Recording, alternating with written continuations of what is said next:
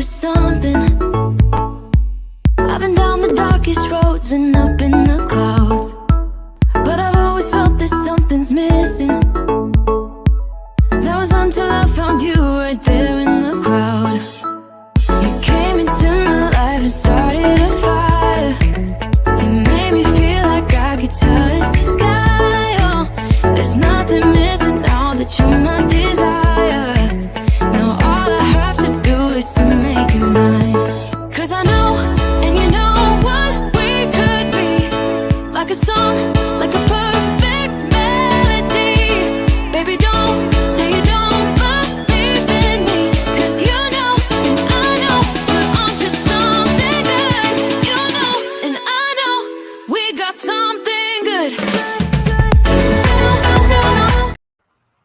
Hey, how's it going? Bonnie Violet here. I'm a trans femme, genderqueer, spiritual drag artist, and digital chaplain. And in case you don't know where you are, you found yourself at Say Something Sundays, which is a moment in time when I take, I guess, a moment to speak about what's on my mind. And this particular episode is on why visibility matters. And it's a Pride edition. Really just calling it that because it's Pride Month, and why not just slap pride on everything this month, right?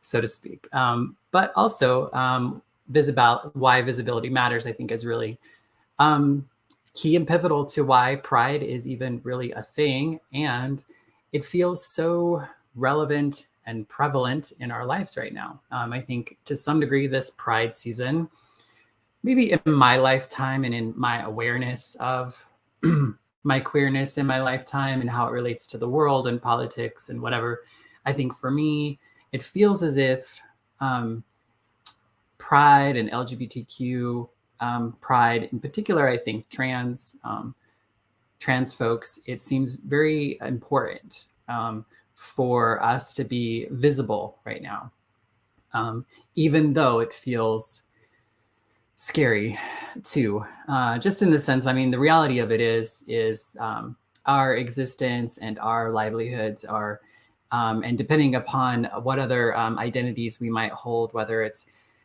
racial or age or disability, or, you know, there's a lot of different kinds of variables that change our, I guess, our position in some situations in society. So, depending on a kind of like, I guess, how you show up in community and how other people, and that again is why it's so important for visibility.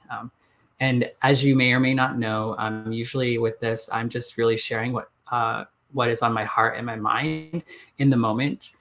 Sometimes it comes out really smooth and cool, and other times it's a little all over the place. And really the whole purpose for me is just to take some time and share some thoughts and feelings and just what's kind of going on with me in relation to the topic. So, so representation and why it matters, and why, I don't know if you noticed in the advertisement, if you happen to see it ahead of time, I mentioned the comment, I don't have a problem with LGBTQIA plus people, or I love LGBTQI plus people, but just don't shove it down my throat, or, you know, I can't drink a Bud Light, or I can't go to Little Mermaid, or I can't, like, without some sort of woke agenda. And a lot of that, for one, you can't really have both of those things. You can't say you don't have a problem with us and then have a problem with us. Anytime, we all know that anytime you have to say but, that, you know, you've already undone anything that you had just said. But I think one of the things that it really does do is it really, I think, you're telling on yourself in a lot of ways, and you're actually speaking to why representation seems to matter. If it really didn't matter all that much, and you didn't care, and like those sorts of things, then why would you get all upset about it?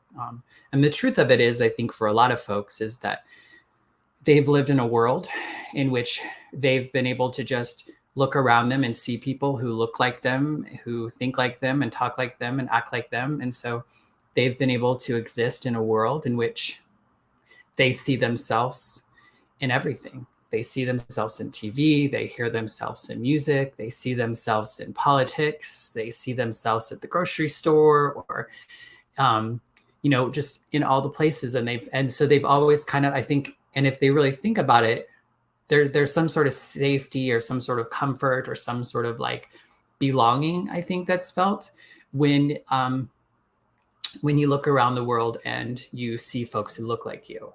Now, marginalized folks, folks who have been dealing with kind of being the other over the years, has gotten really used to or become accustomed to the idea of not always, that the world's around them not always looking like them or representing them adequately or appropriately. And so we've come accustomed and we've figured out how we can still be represented by people who don't look like us or talk like us or act like us, as in the sense as we can see ourselves in them. We can see maybe parts of their experience or their lives in which maybe we could learn from. I don't know about you all. What I mean to say that is that oftentimes, I talked a couple weeks ago on belonging, which if you want to hear a little bit more about that, you can check out the previous conversation. But part of feeling like, you belong it is oftentimes just having things around you that affirm you. Oftentimes we feel grounded or connected when we can connect at the level of sameness oftentimes. And this is a very kind of, I almost want to say like a very elementary, juvenile kind of basic level that I think in my understanding and my growth of just getting older and stuff in the beginning, it was really important for me, or I sought comfort and connection in that was similar to me. I connected in sameness, and that was something that was really important for me through my evolution and my growth throughout my entire life, and is still to some day that it's helpful for me to see myself reflected in other people. I truly believe this. And part of what kind of brought in this conversation a little bit, again, here I go all over the place. I've talked about this in the past as well, as, when you're online and you're a trans person, you don't even have to be like an activist or like saying stuff. We're always like getting messages and comments in our, in our social feeds, or even on walking down the streets or the whatever, we're hearing it. And none of us are really immune or escaping from it. And there's like this battle of always knowing that it's really more about that person and not about me. But for whatever reason, over Memorial Day weekend, I think people had nothing else to do but be on social media. And so I started to get a lot of messages. And through the process, I was like, I was tired of blocking, reporting, blocking, deleting, reporting, blocking, deleting. And for whatever reason, and I've been kind of figuring out, like, how do I respond to this? How do I not respond to this? Because it's always this balance of like how much energy to put into it. And I was challenged with trying to think, like, if I could say something to these people, like, what would I say? Like, how would I say something that's in a kind, loving, helpful way that isn't just feeding into the crap? And it still kind of fed into the crap a little bit, because there's still kind of this judgment or this place of me thinking I know where they're coming from or whatever. But basically I just put a statement saying, like, all I'm doing, and this is really kind of why I do what I do, is I just try to put a little bit out there in the hopes that maybe I could be like a little glimmer of hope, or just a little light or a bright spot in somebody's day or somebody's situation or an experience. And and so that's why I do what I do. And sometimes I get, and sometimes I can, sorry, my earring fell off. But, so like in that statement, I was just saying, like, and a lot of what I'm trying to do, this is where I was going, is trying to reflect some of you back to you. Again, I have come to see myself in other people. I've seen other queer people or trans people or people with addictions who have overcome them, people living with HIV who are surviving. There's a lot of folks that I've seen, parts of myself, whether it's a part of me that is alive already or a part of me that I would love to take on for myself, or for me to claim, as in the sense of like, I can be a survivor of HIV. I can live into my trans identity and feel comfortable and safe. Everything just keeps falling off of me. That's probably a sign to like, take stuff off before we begin. But anywho, for folks who are listening, and if you're joining live, you're more than welcome to comment at any point in time. That can be a question, that can be a prompt, that can be words of encouragement, that could be like, what? I'm not following, or you want to share something that's on your heart and mind. Feel free to place that in the comments wherever you're watching this live, whether you're on Facebook, YouTube, LinkedIn, or Twitch. And if you're listening to this afterwards on a podcast or watching this afterwards, still feel free to leave a comment below or message me through the links in the description. I'd love to talk with you more about this. So, and yeah, this whole process of even doing these Say Somethings has been a little bit challenging, because sometimes I feel like I want to put something together that's a lot more like structured and clear, and like some sort of like, I don't know, almost like a lecture or teaching or that sort of thing. And I'm just like, I don't even know if I'm that girl. I don't, one, it's not part of my style. And two, I don't know that that's what this specific moment is for. I tend to get in my head a lot. And so this is a time for me just to really kind of try to focus in on something and just share, even though it kind of goes all over the place. But I think a lot of what is happening with folks that are so vocal and so outraged right now is they're starting to begin to see, and they're being in a world that doesn't reflect them all the time. And so I don't think that they know how to respond to that, because I mean, and like, I don't know the best way to say it, but it almost feels like it seems really childish. It seems like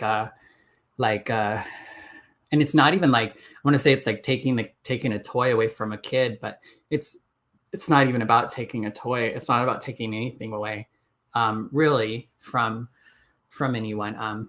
One of the things that is kind of coming to mind right now, as well, as I had a friend who works in the medical field, and Pride Month is coming up, and they were talking about like whether or not they should wear a pride flag or a pride button, or how to do that. And partially, and they were asking me what I thought about it.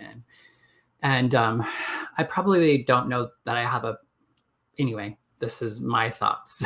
I felt like, well, because she was concerned that people who were not supportive of the LGBTQ community might feel some sort of way, and that might hinder their care or the ability for her to care for them, which I understand that, because I've had that position when I was working in San Francisco and I was working in substance use research. And there were sometimes when I felt like my queerness or my transness was irrelevant to the situation at hand. However, like I said, it shouldn't matter. It doesn't matter. And really, my transness or my queerness isn't causing anybody harm. Somebody might be uncomfortable. Somebody might have some discomfort, but I'm not causing anybody harm by just existing. And in some ways, potentially, maybe somebody would have actually a better experience with the service organization if there was someone or some person that they could connect with, or they could recognize an ally or somebody who at least saw them and could recognize their experience, that might actually help that person have a better experience. So is it better to affirm and help someone who is marginalized, who might not be always feeling, it's different. It's like, do you want to try to affirm somebody in a life affirming way over somebody else's discomfort? And a lot of that discomfort sometimes comes from religion, and religion actually has been harmful to people. Like it has caused harm and violence. So I think there's a difference between discomfort and actual harm. Um, and sometimes maybe we need to be a little uncomfortable in order to really kind of check ourselves. And I think that's what a lot is happening right now. You have folks, and it's not like this isn't brand new. This is not brand new. Black and brown communities have been dealing with this forever. LGBTQ folks, trans folks, like it's like we've been in this. Many folks have been in this even longer, and have come to a different understanding and probably a better understanding than I have. Like I only know from my point of view and my current experience and my current understanding of things, but there are some folks who I think are just now coming to grapple with some of this stuff in a very kind of big way, kind of in the same way that we had, BLM was really big during COVID, and there was a lot of this talk around Black Lives Matters and All Lives Matters kind of thing kind of came out. And, it's the same sort of like, it's almost kind of like the same sort of thing. It's just kind of playing out in all these different ways. And it's kind of like the white fragility to some degree when it comes to racial things. And I think there's also this other kind of fragility that comes to, because I don't think people are, a lot of the times, I don't think many of these folks are filled with hate. They want to harm us. I just don't think they've had to really think about it too much. And I guess I can understand what I'm saying is to some degree, I can understand how important it is or how important it has been to be able to, sorry, the screen just went back, but I know how important it was at times in my life to be able to look around me and see reflections of myself within my community. And when there have been times when I've been unable to do that, that has made me feel isolated, othered, alone, maybe even fearful, depending upon the situation and the circumstance. And I think that that's what's happening for a lot of folks, is that they're starting to not see themselves as much in the world around them, and they don't know how to cope or handle that. And the one thing that I do want to say, though, is that we do not have to live in a world that always reflects us back to ourselves, in the sense that I have come to I've come to gain so much from being close to, in relation, that's in like physicality, but also like in intimate relationships, as far as like in conversation and work environments or whatever, with folks who are different from myself, or people who I perceive to be different from me, that I've gained so much more. I've come to know more about myself, and come to know a little bit more about the world on a bigger level, when I've been able to find myself in spaces that are not, in which I'm not just surrounded by my sameness. And I still often find a lot of refuge and safety and comfort in environments that can be more same focused, in the sense that, like right now, as a trans person, I have a really difficult time being anywhere that's not LGBTQ, or obviously LGBTQ kind of friendly place. So I understand like why representation matters, or why it's important to have a space in which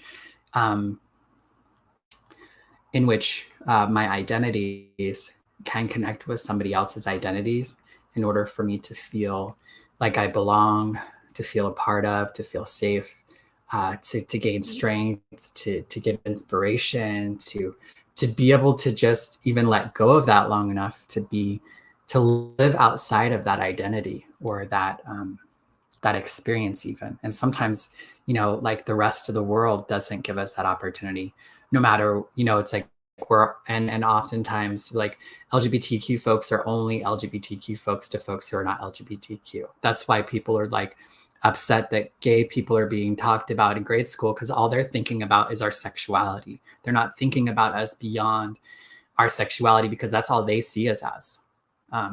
If they saw gay people, lesbian people, trans people beyond their sexual identity or gender identity, which transness even has nothing to do with sexuality.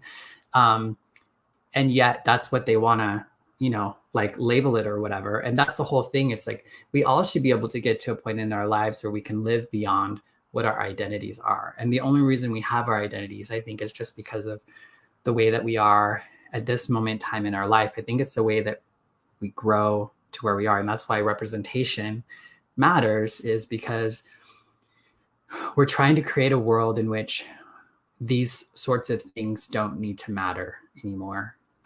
But the truth is that these things have mattered for so long. I remember when I first got HIV, I didn't know a lot about it. It was a scary thing. And I remember when I started doing HIV work, I was trying to figure out, how can we talk about HIV with a community that is at high risk for HIV in a way that is helpful to hopefully prevent them and stop them from getting the virus. But if they do get the virus, that it's not such a more traumatic and difficult thing, that if they do end up getting the virus or someone in their family has it, that they can still have strength and hope that they could still have a fulfilling life, or, health, like that there's still life beyond that thing that they're going through. And so for me, and even in talking about like disclosure was kind of a big thing, people being able to come out, if you will, and talk about their HIV status, if not in front of everyone, at least in groups of people, was a way for us to begin to be better with that thing. Where was I going with that? Because part of my thoughts on that are, so a lot of the language was, I'm trying to think the best way to kind of illustrate this. HIV/AIDS used to be a thing. And, as an HIV positive person, once I was HIV positive, it was helpful for me to understand the difference between HIV and AIDS.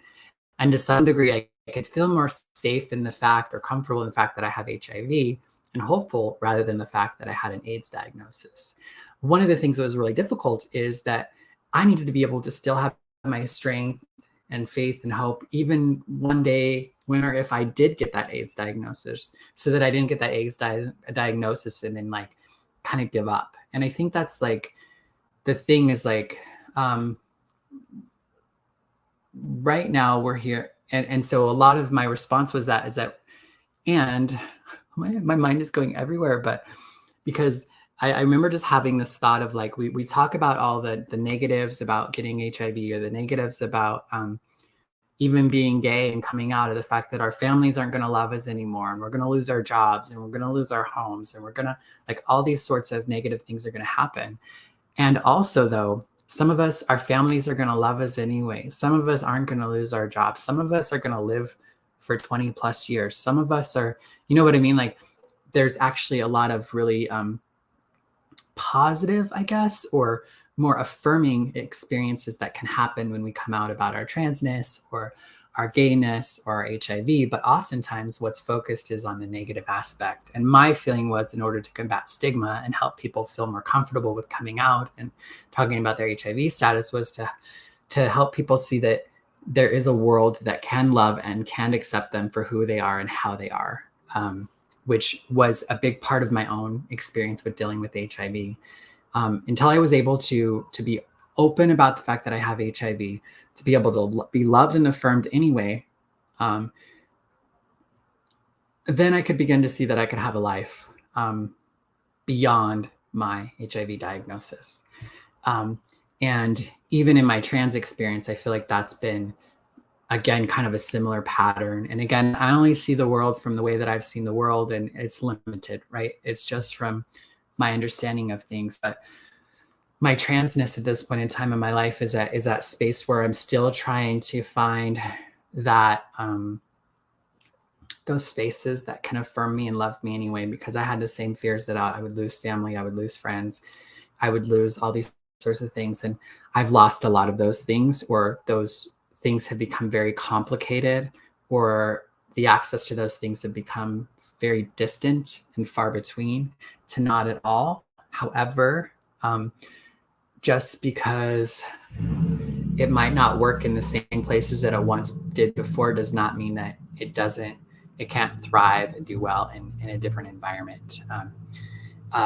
So that's, I think, why like representation matters.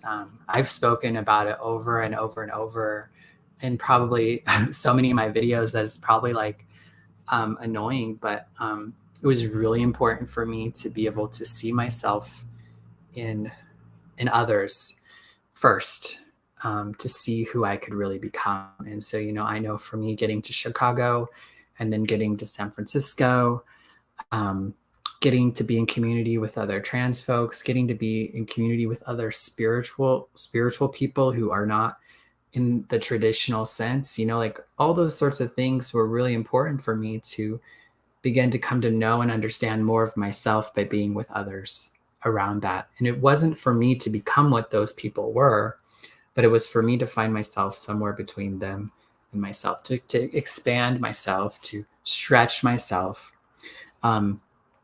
into a fuller expression of myself.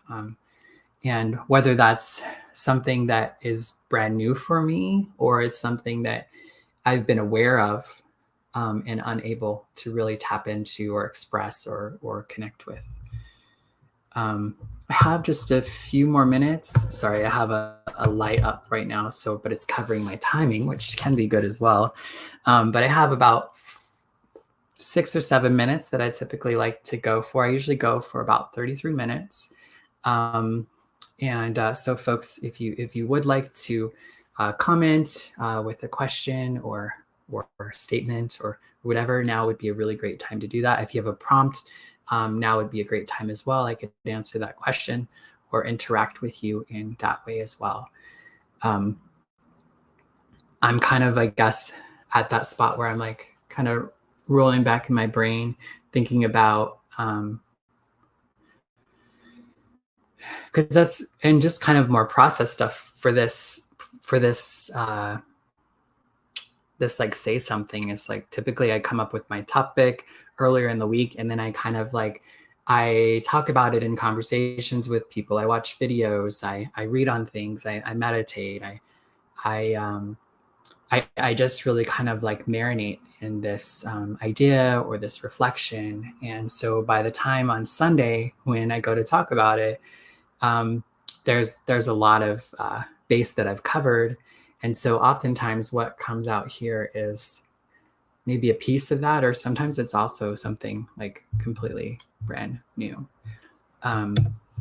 So why visibility matters. I don't know how much more to reiterate it, in just the sense that like, I know how important it's been for me to see myself in the world around me. Like I've said before, recently we saw people get upset about Dylan Mulvaney, a trans person, being on a Bud Light can, to the Little Mermaid, being played by a Black actress, to I was trying to think what Target, to Walmart, to there's all these sorts of things which I think really speak to the power of representation and why it matters, and why it is so important, I think, for marginalized folks, and in particular, to have visibility as well, especially variety of visibility. I think that's the other thing that I haven't really spoken to that's difficult. So I know that I was exposed or come to know about people's differences through because when you're not in an environment in which you see people that are different than yourself, you tend to learn about them either by what other people around you, how they talk about them, or potentially how you've seen them portrayed in movies or talked about on television or in music. And so these can create oftentimes negative stereotypes, or the thing that becomes more problematic is that it creates kind of like one narrative, or one or two narratives on a group of people. And it's a narrative that seems so far from ourselves that it creates stigma. It creates these perceived assumptions about other people, which I think sometimes creates a wall and a barrier for us to then begin to see the humanity in one another, and even recognize that we're not seeing the humanity in one another when we're limiting people to that one part of their experience, whether it's their gender, their race, their age, their ability, their location in the country, their socioeconomic status. You know, there's so many things about us that we can people can get stuck on and we begin to lose our humanity. We can also begin to stop seeing the humanity in others when we hook on one thing about them. That's one of the things that I really love about my relationship with my Aunt Tina, who's a conservative Christian, and we have our Splintered Grace podcast, because that is one community of people that I find it very difficult to have compassion and understanding and want to be in the same room with people who identify as conservative Christians, or folks who would have a problem with me as an LGBTQ person in some ways. And so being in a relationship with my aunt, who is a conservative Christian, I've been able to I don't understand why or how she believes some of the things that she believes in it. I don't necessarily have to agree with everything, but what I've come to be able to do is see her beyond her, that part of herself, but not in the sense of like kind of becoming blind to it. It's that idea of like being colorblind or whatever. It's not about that at all. It's actually me being able to recognize that that's a part of her, and a part of her that doesn't have to separate us completely. I think that's something that I'm still kind of like figuring out, and definitely like speaking to, I think can be very challenging and difficult. What I do know is that I've been able to be in a very loving, connected, and intimate relationship in which I do not feel like I've had to betray myself or abandon myself or give up on my values or my morals in order to be in relationship with her. In fact, I think that I've been able to live more into my values and my morals and my beliefs and my understandings by being in relationship with her. And I've gained so much strength and inspiration and hope from her, not in the sense of just providing some companionship and loving and caring support and concern about me and what's going on in my life, but also I've been actually able to gain spiritual insight and inspiration and strength from how her understanding of all that causes her to be in the world in a way in which allows her to really show up for me, and for me to feel the love that she has for me to receive the kindness and generosity that she wants and desires to be able to give to me, as well as me being able to do the same for her as well. And in doing that, it's really helped me to begin to try to have some compassion for other folks who might wear similar labels that she does, so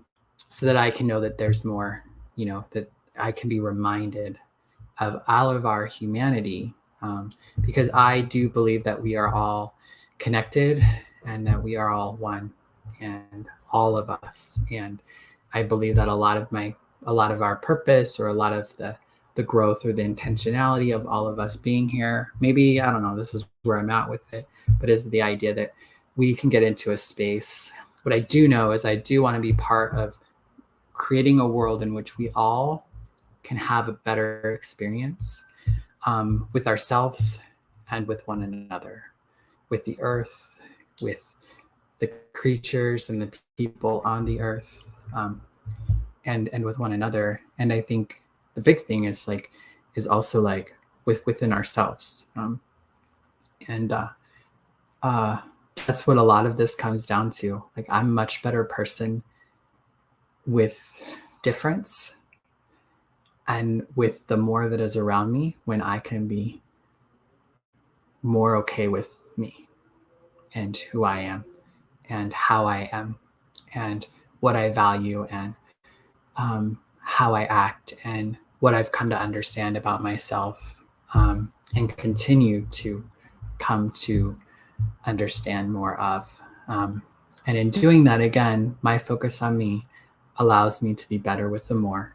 And I think that's always kind of the paradox of like, how do we make this not all about us and not be so self-centered, but also how do we not become so focused on everyone else that we don't do something within us. And the reality is, if we're having a problem, if we're having some wonky experience with what's happening in the world around us, that's something for us to look at. That's probably some information telling us that, I don't know, if I'm having such a strong adverse reaction to something, there's probably something inside me that's hitting. And that's something that I can begin to kind of like explore and pray on or meditate on or talk with close friends about or read on or whatever, and just try to sense like, what is this like disturbance within myself? What's that all about? Because oftentimes, I know there's been plenty of times in my life when some person, and I'll just put it this, there could be some person who does the same thing. They're always acting the same way. And like most of the time, like I don't care. And then all of a sudden I'm having an issue with the way that they've always been, or, you know, whatever. And really there's something more about me that's going on than really is what they're doing. And so I think that's, if you're having a hard time and a difficulty with seeing diversity or seeing less of yourself in the world around you, I think that's just something to look into. And I think it's hard for me I don't know that that's a message for folks who, maybe it is a message for all of us. It probably is a message for all of us to some degree, varying depths and understanding. And like with everything, it's about variations. Sometimes we need to be surrounded by sameness in order to be able to be in places in which we are not the same. And we need to be in those places in which we're not the same in order to be better as well too. So, and plus it's just the truth of the world that we get to live in. So I'm not sure where all this went. I feel like we're at that time frame. Yep. Oh, wow. We're well over that time frame. She can just get going sometimes. So I do want to thank our Patreon members, for folks, you know, if you'd like to support more conversations like this and some of the other podcasts and stuff that I do check out the links in the description if you want to learn a little bit more about the work that I do. The work that I do, I never want to put a price tag on anything. I never want to ask for anything, but also I need to, I guess, give people also an opportunity to contribute in whatever forms and ways they can. And that can be by subscribing to like my YouTube channel. That could be sharing this conversation or other conversations with other people. And for some of you, you might feel like you'd like to contribute financially. And so I have a Patreon, I have Venmo, all those sorts of things could be really helpful at this particular time in my life in particular. But again, I never want that to be a barrier to being in conversation with you. So the links are in the description if you want to get connected more, learn more about me and the other podcasts that I have and the work that I'm doing. I'm always looking for bookings. I'm always eager and willing to get together for coffee, whether that's in person or over the phone or Zoom. You can't call me right now, but you can still message me through email or socials and we can set up a time to connect. I really love to, one of the reasons why I do this is really to feel more connected. And so hearing from you is always greatly welcomed and appreciated. So take care, be well. And in the credits, you'll see the folks who've been contributing thus far on my Patreon. Thank you all for your continued support and love. Talk to you next week and have a great Pride Month. Bye-bye. Oops, wrong button.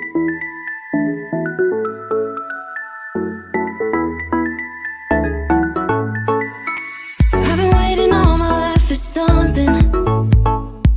I've been down the darkest roads and up in the clouds, but I've always felt this